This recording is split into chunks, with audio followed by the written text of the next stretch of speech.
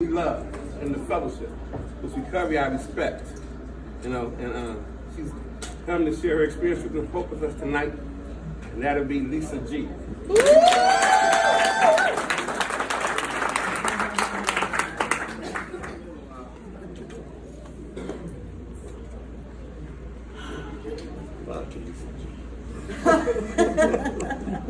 I'm an addict. My name is Lisa G.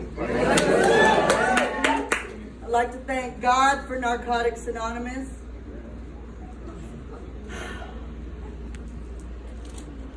Just wait one moment, okay? I want to just stop and thank God for Narcotics Anonymous. Like when I just think about, and when I try to think of the words to convey my gratitude for this fellowship, it actually minimizes how grateful I am. Like when I try to think of the words, the exact words, it minimizes how grateful I am for this program. So what I do is I show up. Even when I don't want to, I show up. You think I want to come here on a Saturday night and share my experience, strength, and hope? I don't even like to share. Donnell asked me about a month ago. I get asked to share more than I even actually say. And I don't say that on an ego level, but I actually turn down a lot of shares, more than I say yes. Only because I have to draw on a power greater than myself to help me share and dig deep. I'm talking about all the way deep, where I gotta expose myself. Because I don't like going back. I don't like having to draw on something bigger than myself so I could expose the truth right here, right now. Regardless of clean time. Listen, I got 18 years clean. Woo! Yeah! Woo! I got clean in the American River area. So there's this, I see a lot of familiar faces. I saw Art, I see Johnny, I did fucking Donnell. A lot of people here that have loved me. Ant, they came to support me. Carl, Angie, his wife. My God, Kirk back there. Damn, Mike. Y'all see me grow up here in Narcotics Anonymous. I cried from this podium. I laughed, I cried, I pled, I begged you guys, how the fuck do I stay clean even when I don't want to? I'm talking about where using look more attractive than going to a meeting.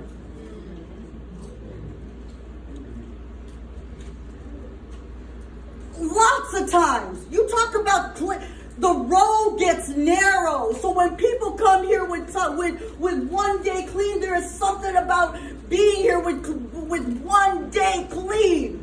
1 day, if you got 1 day clean, I congratulate you. I celebrate you, because if you use like I use, I couldn't get 1 day clean. I couldn't get 1 day clean. I live to use, I used to live it was impossible to get 1 day clean. So if you got a day clean, you're a miracle. But hey, check this out. That's why I love this program, is because even the still using addict is welcome with special encouragement to keep coming back. We welcome you. And a lot of times I didn't want to come back. I got clean and I got introduced to this program back in 1995, but I didn't get clean this last time until 2001. So there was a lot of flirting and going back and forth. I didn't think that I had a drug I thought I had a drug problem. Drugs were the problem. I thought I had this drug problem. Listen, drugs are not the goddamn problem. I know people that use drugs and live just fine, and are social and are productive members of society. I just can't. In fact, my disease, it manifests in other areas of my life: shopping, sex, porn, relationships, men, women, all kinds of shit. Oh yeah.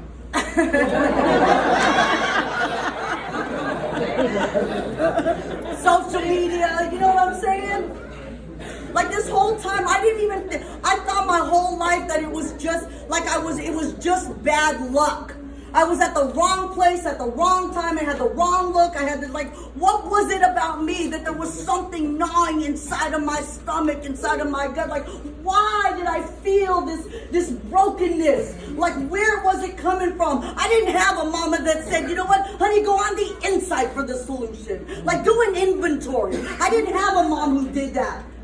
And it's not that I love my mom less. Look, I love my mom. I love my family. But there was something about their love that they couldn't help me get clean. Like, God knew the exact situation. God knew the exact circumstance for me to get clean. Because I couldn't get it on my mom's love. No matter how many times at my mom they told me they loved me, I still couldn't get clean. No matter how many times my children, they would bang on the door. They'd be knocking on the door. They'd say, Mom, please open up the door. And I remember their little lips. I would look underneath the door and I could see their little lips underneath the cracks of the door and their fucking fingers. And they couldn't and I still couldn't put the pipe down. Like, I don't know if that's your story, but that's my story. So when I have to share and expose myself, I gotta ask God to help me go back that far. And if you don't remember what it looks like if you don't remember what your last day looks like, that might not be your last day. So I gotta have that shit at the forefront of my mind. And sometimes I don't like to look at myself that way. Sometimes I just don't like to go back all the time. And I didn't come here and say, God, please give me Narcotics Anonymous. I didn't say, freaking come. What was Narcotics Anonymous? No, when I was feeling the pain and the worthlessness and all the hopelessness, no, I prayed for a husband. I said, God, please help me.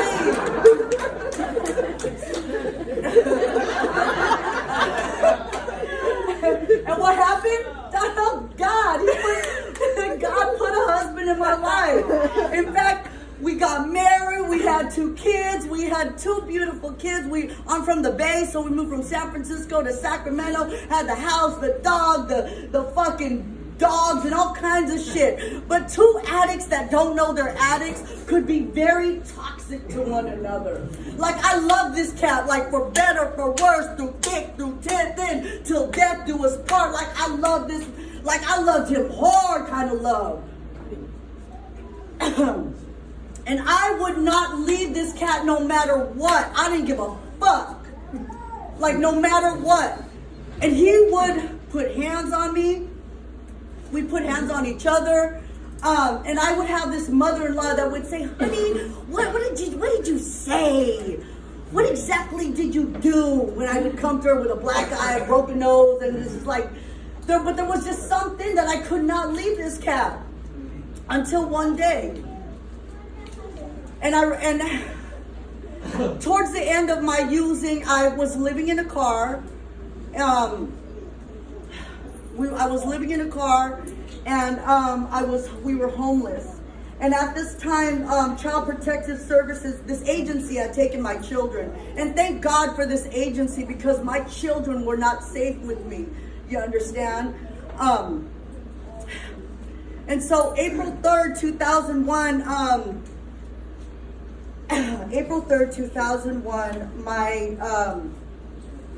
I was calling every single day, and this agency kept telling me, Lisa, call them. You gotta call and see if they got a bed. And listen, I'm not endorsing any agency. I just know that this was the vehicle to get me to get clean this last time, because I know people who've come here from the streets to the seats and NA, and they're clean.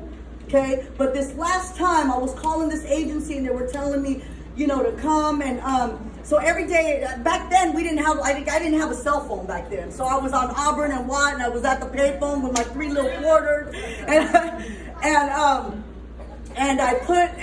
I called, and this one day they said, Lisa, we got a bed for you. And I was like, whoa, they got a bed. Like, the shit got real fast.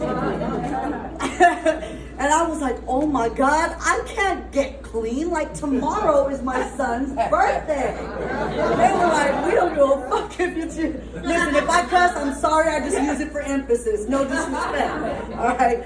But they said, Lisa, listen, we don't care if it's your son's birthday. Now, mind you, I didn't give a shit about any other birthday. But all of a sudden, like this birthday was so fucking important, right? And so I said, okay, I'm gonna go. And I said, I'll be there. So I took my second cord and I called the dope man, and nobody, and he didn't call, he didn't pick up, but I left a message. I said, listen, I'm at, Watt and Auburn, can you come pick me up? I'm about to get clean. And he didn't freaking show. And my last quarter, I called my dad, and the last time I saw my dad, it was a rainy day. It was a rainy day, and I was in my car. It was around 5 o'clock in the afternoon, and I was waiting for my mom and dad to come home, and I just knew, man, if I could just see my mom and get to my mom, she'd let me shower, and she would give me $20, and we would be good, right? So they pulled up, and I saw them pull up in the driveway, and I got out of my car, and they pulled in, and I stood there in the middle of the driveway, ready to talk to my parents, and they shut the garage door on me. And I was standing there in the rain, like what now? Like where am I gonna go now? Like what's gonna happen, And so that was the last time I saw my parents. But this particular day on April 3rd, my dad picked up the phone, and he drove me, he picked me up from Watt and Auburn, and he drove my raggedy ass to a detox facility off of Stocking Boulevard. And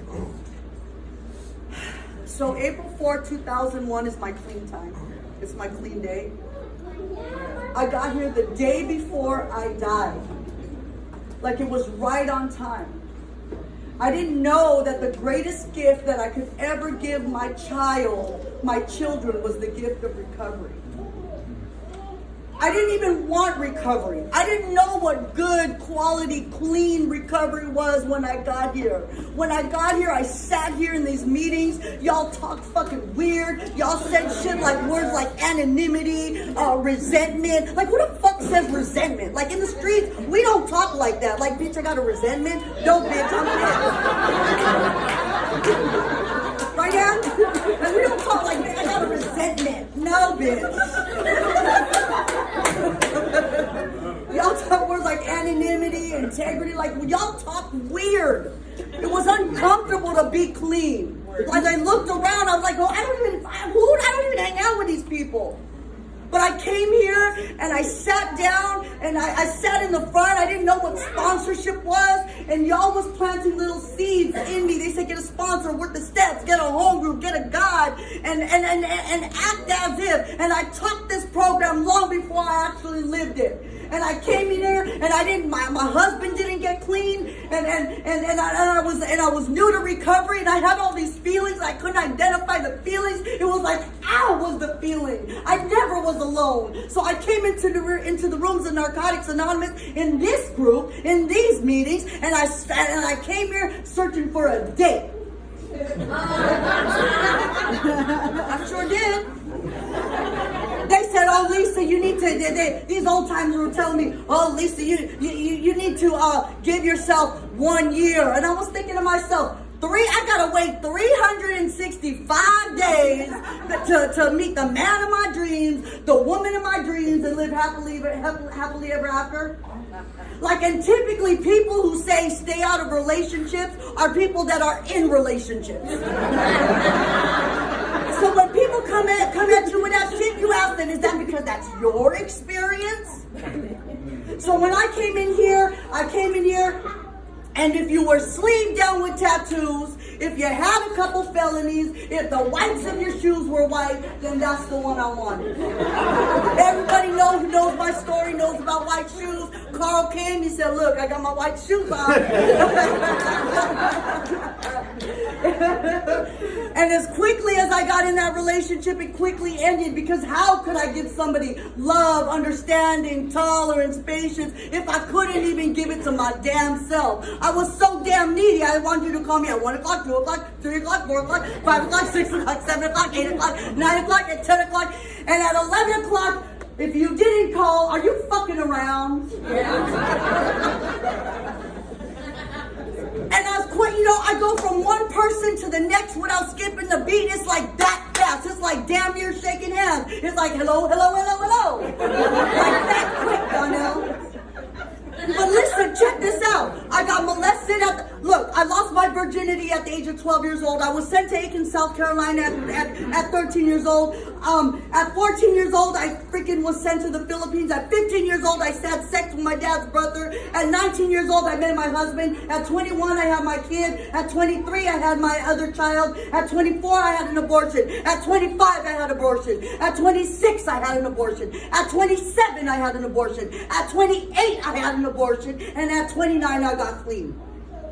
So you want me to take all of this and bring it into Narcotics Anonymous and now practice principles?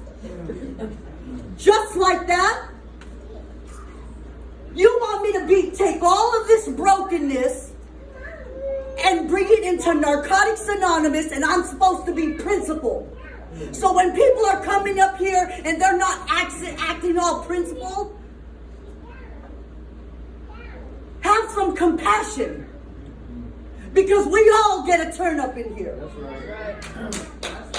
Because people were like, oh, Lisa, when I was on my little high horse, look, I would get my literature, I was pounding to the podium, talking about the period. You should all respect the period, and don't be adding shit to the literature, and back it up with your time, because that's how newcomers get misinformed. You should leave these newcomers alone. Shit, until I got me a newcomer experience. But this is the greatest thing about sponsorship, is that my sponsor loved me where I was at.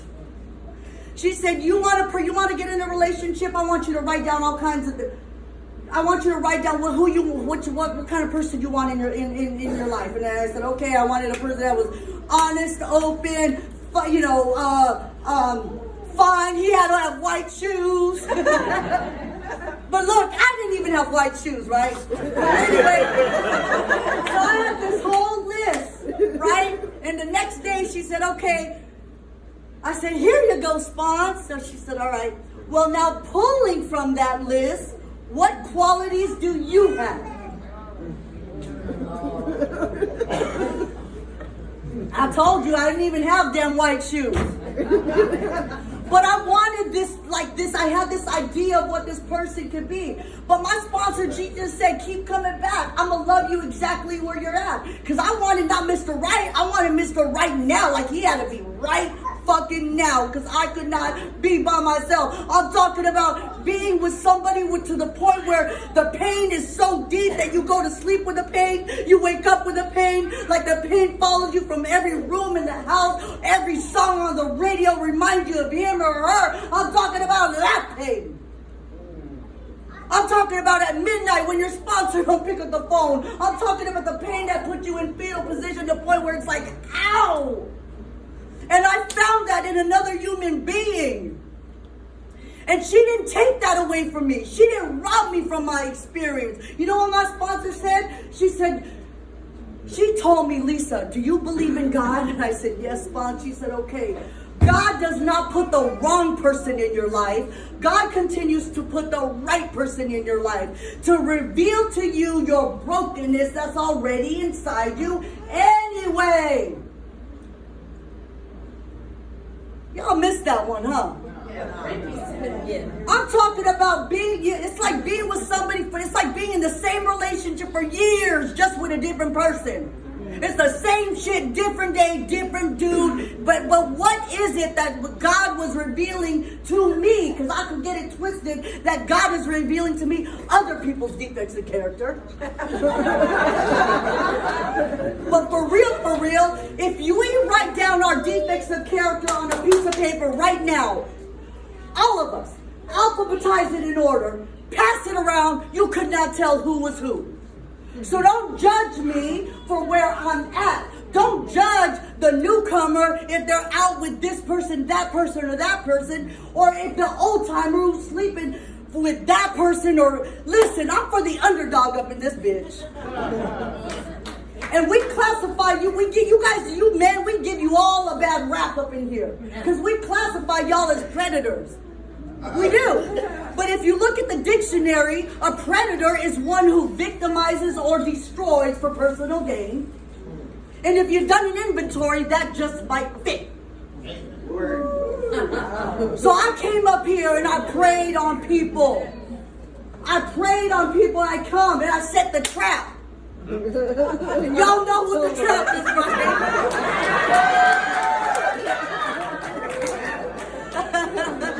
And y'all fight every single time. I go and hug this person, that person, that person. It's like, Lisa, sit your ass down. Look. And that's why I come here, because I literally am for like the addicts who are not acting as if, or they're not so principled up in here. What is it about us that we get clean and we start to judge people for where they're at? No, for real. If you ain't acting, all of a sudden, like, look, I'm no better than the person that got 1 or 2 days. And when people come up here and they talk about it's not about using, it's always about using drugs. It's always about using. So I come back and listen, I haven't shared like in 2 years. Up until until Donnell's sponsor asked me to go share about a month ago in the Bay Area. And this cat said, I was at the meeting and this cat was like, man, Lisa, oh my God, thank you so much for sharing, blah, blah, blah. Man, you were so powerful. Man, you just touched me so deeply. You know, I heard you share back when I got clean. And I got my first day pass and I was in Stockton, California. And I came across this church and I saw all these people, right? And I thought, man, these ain't church going people, because they smoking, drinking coffee, they're all talking shit, cussing. And he said, I heard this like distinct laugh, right? And he followed the laugh and he caught the tail end of my sharing. I was at the podium and somebody later on that day gifted him that CD. And he said, man, and I still have that CD today, and that was 12 years ago. And I thought, oh my God, how deep that was. That sometimes I still got to keep coming back regardless of. And when people say you got, man, when 3 minutes. When people come here that are new and they're so passionate about recovery, I just like, there's something about them. Like, I mean, I'm envious. I'm envious. I'm envious about their flame. You know, their flame for this program. I'm gonna shut it down. I got 3 minutes. I gotta think. Okay. I love this program. I got married in this program. I've been in one relationship for 9 years. I understand that, you know what? When we come up here and I was hoeing and I was doing all kinds of crazy shit up in Narcotics Anonymous, that, you know what? Even though I was publicly humiliated, I understand that my restoration had to be public too.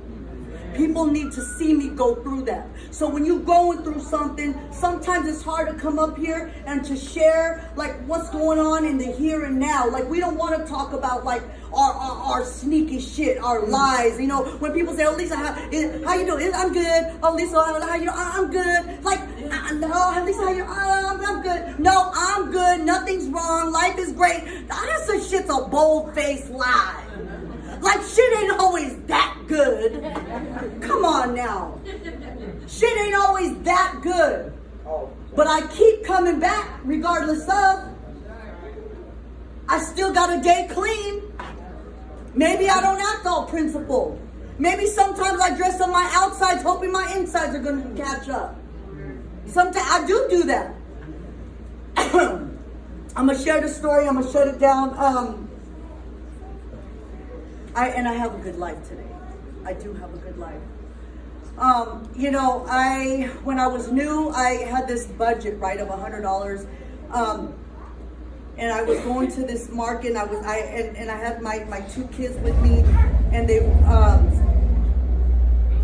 we were throwing stuff in the basket, right? And they were like, and obviously I fucking went over, and I got to the register, and the lady, she starts ringing it up, and it's like $95, $100, $120, and my son's like, Mom, he knows my budget, right? And he's like, Mom, and I was like, please be quiet. And my daughter, she don't give a fuck. She's like, get it, right? She don't care. So it's like 120, 30, 140, 50. The final bill was like $208, right? So my son starts rummaging through. He's like, excuse me, and he starts rummaging through the bag, and he picks up his soda. He's like, excuse me, miss, can I return these sodas? I'm like, just put the sodas in the bag. Oh my God. I'm telling the lady at the register, oh my God, I'm sorry. So we walk to the car, and my son's like, Mom, why didn't you let me return your sodas? I'm like, return my soda. I said, Justin, those sodas were $5. The bill was $208. It don't make a difference. He said, Mom, in voting, one vote makes a difference. And I share that to say that we make the difference.